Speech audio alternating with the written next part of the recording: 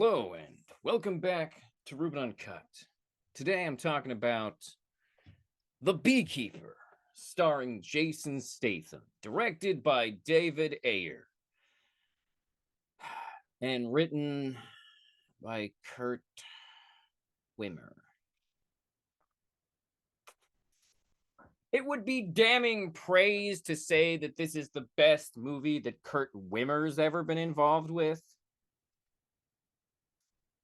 But it's also an accurate statement, because The Beekeeper is significantly more enjoyable than, say, Ultraviolet, or The Expendables 4, or the remake of Point Break, or Equilibrium, the most overrated sci-fi action film of all time. Guys, it's just Fahrenheit 451 with extra bullshit. Equilibrium is trash. It's a bad movie. I'm sorry, Equilibrium fans, but it sucks. If you stop for even 10 seconds to think about anything that's happening in that movie, you will realize it is straight up ass backwards. Gun kata, that's nonsense. It's absolute nonsense. Kurt Wimmer is most famous for being the director who thinks that you can just put a person in one space and have them be surrounded by enemies, and that can be a compelling fight scene. It was an idea he tried to push really hard, both in Equilibrium and Ultraviolet, because he really wanted to be the Wachowskis, but he had no talent. But he wrote The Beekeeper. Unfortunately for him, he also didn't direct The Beekeeper. The Beekeeper is directed by, thank God, David Ayer. Now, is it as good as, say, Fury, or some of the movies that David Ayer has written, like Training Day? No, it's actually very different than those movies, because The Beekeeper is a silly, bee pun-laden combat fest. If I had to describe it, it's basically, John Wick, but with spies and covert ops instead of, gangsters and assassins. That's actually a pretty accurate description of what's going on here.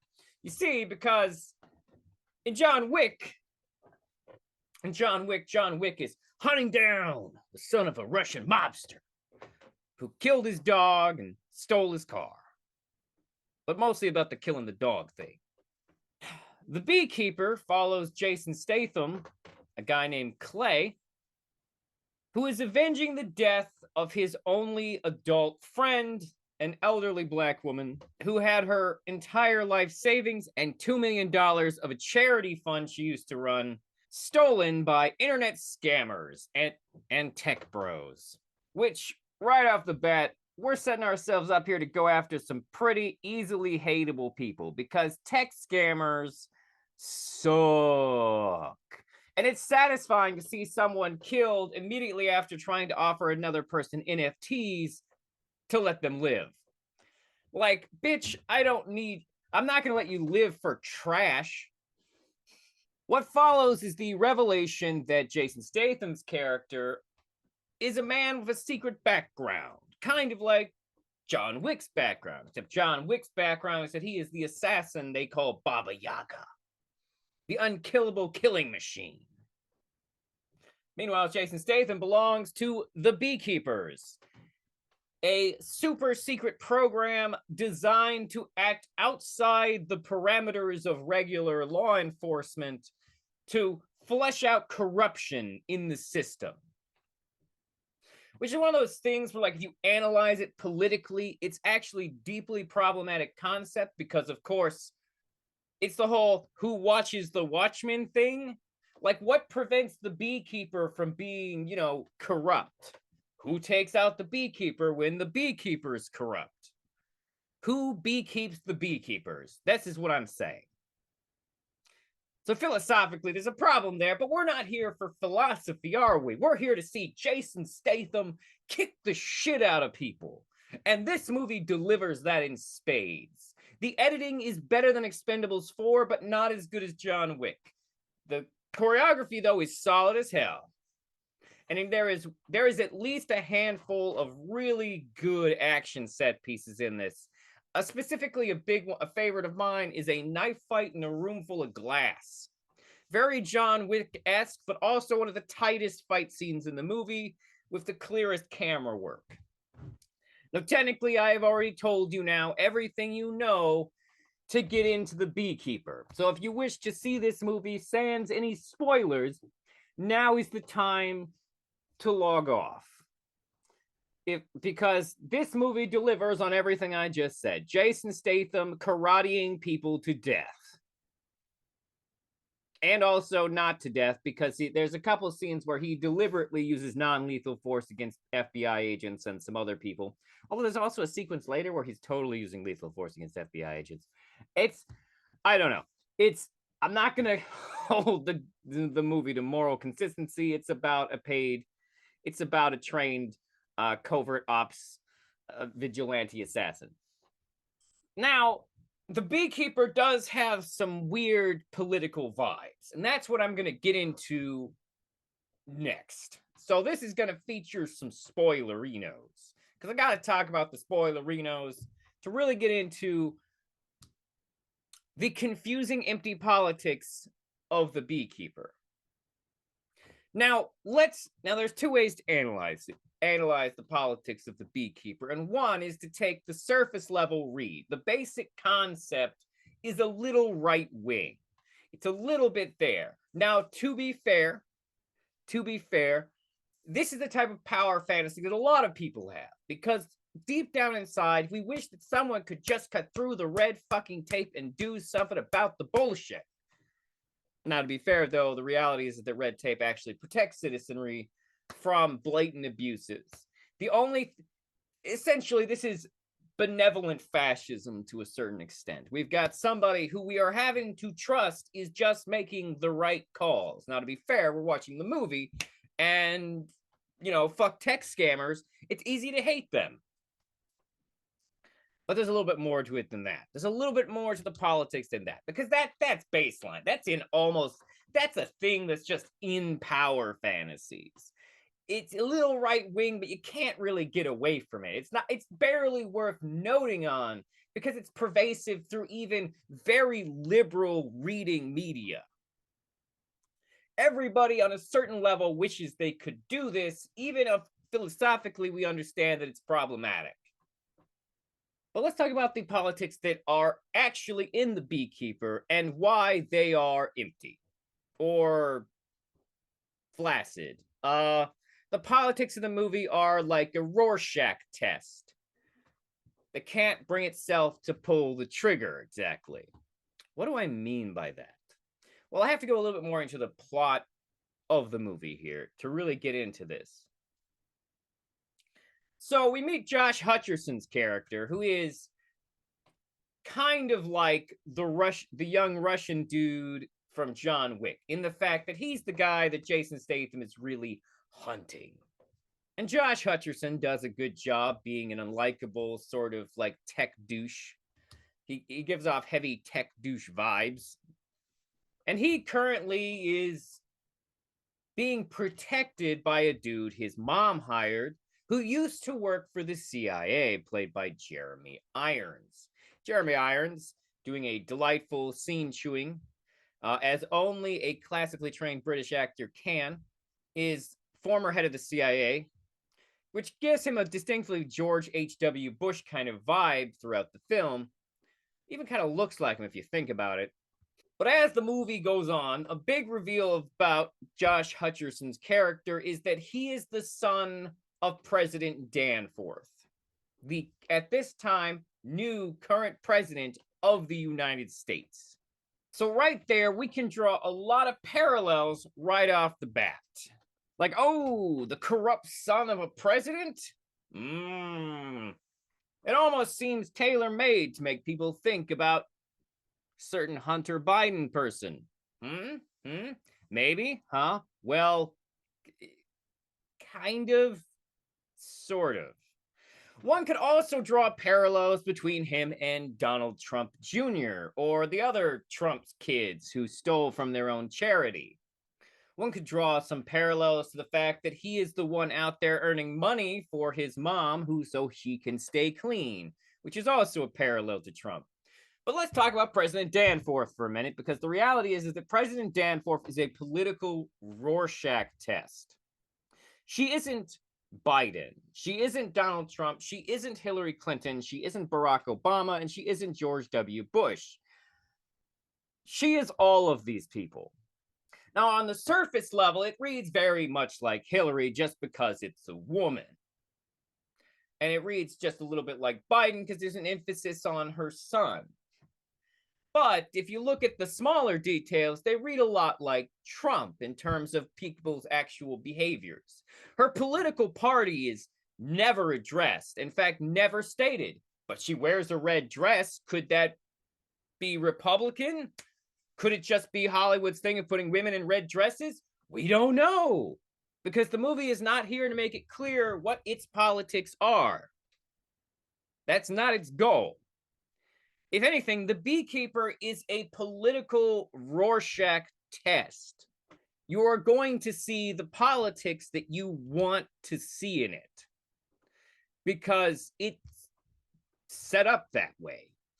Now, as the movie progresses, there's a whole thing where we think that Jason Statham's character, and where I'm going with this next is just the fact to say, it actually doesn't even matter who the president is supposed to be, whether they are Trump or Bush or Barack or Biden or whoever. It doesn't really matter. But allow me to explain why it doesn't really matter.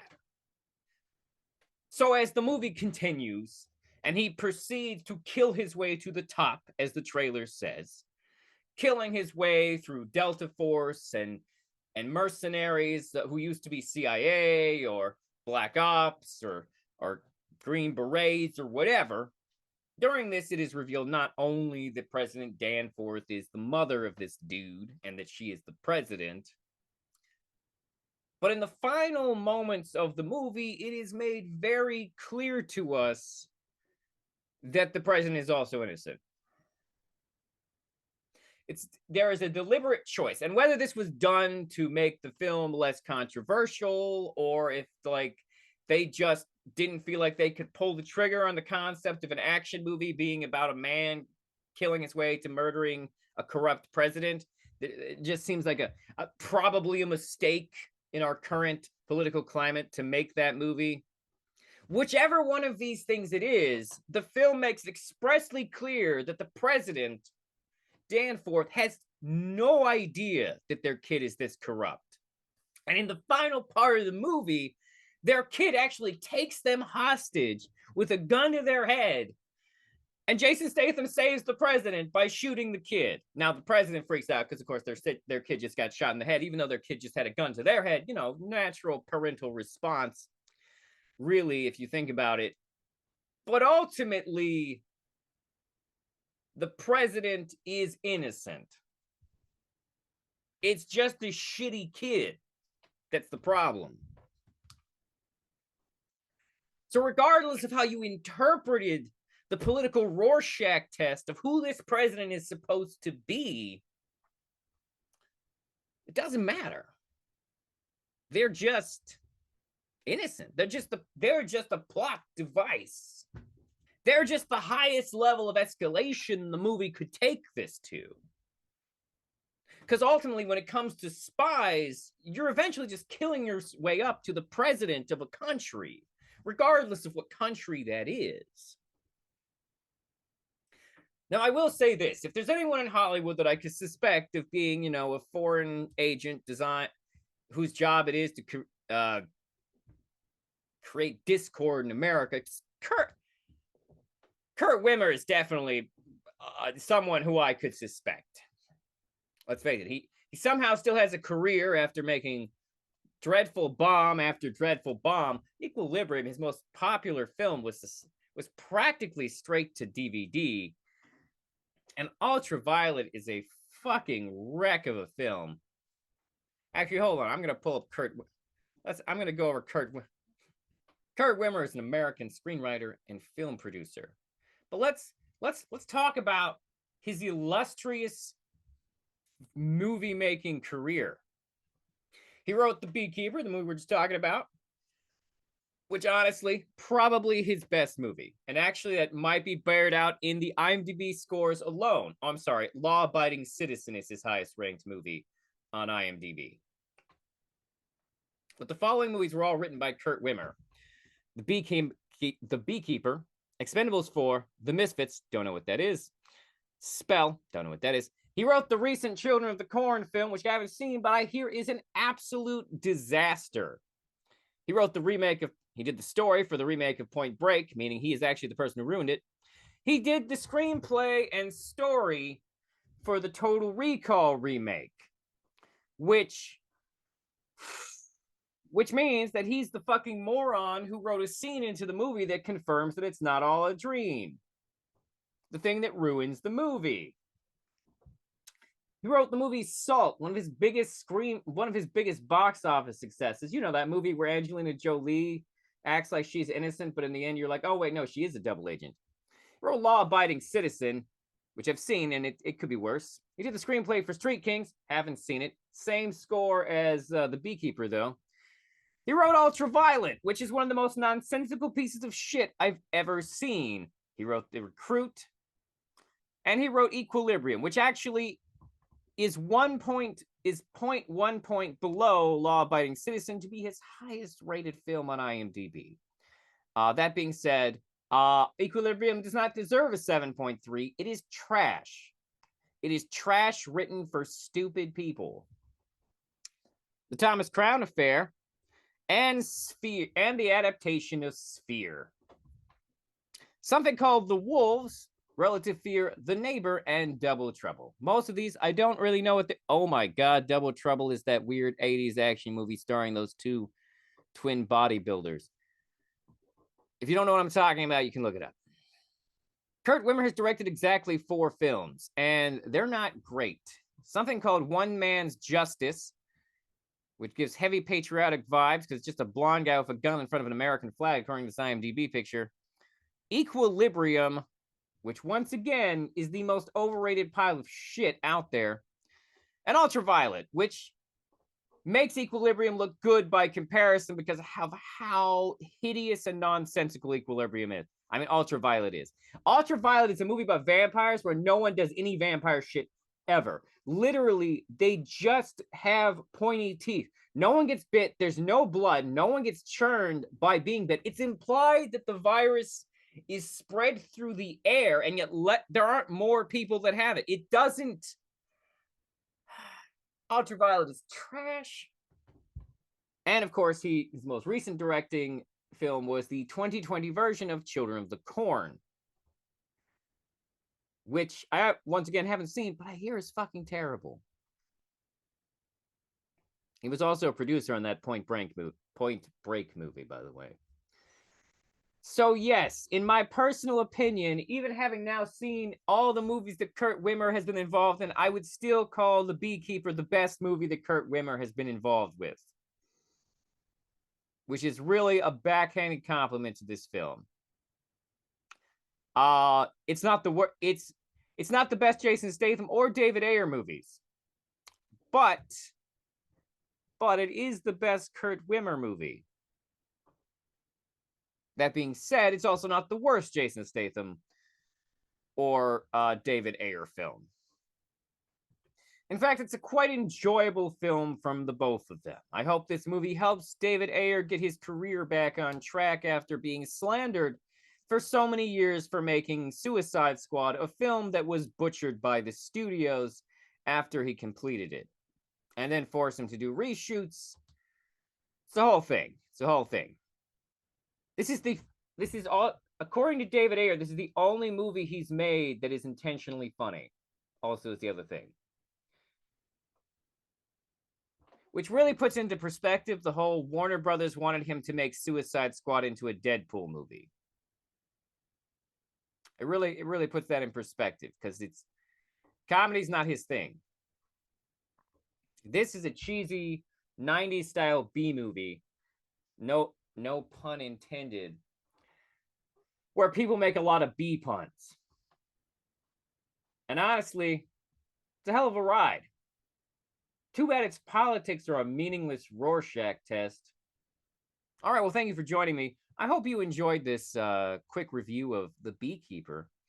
If you like my podcast, please like and subscribe on YouTube and follow me on Spotify. I'm also available on other platforms where podcasts are available.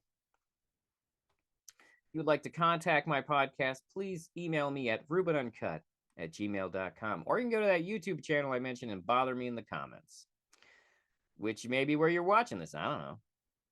All right. Well, thank you for watching. Have a wonderful whatever, wherever, whenever you are.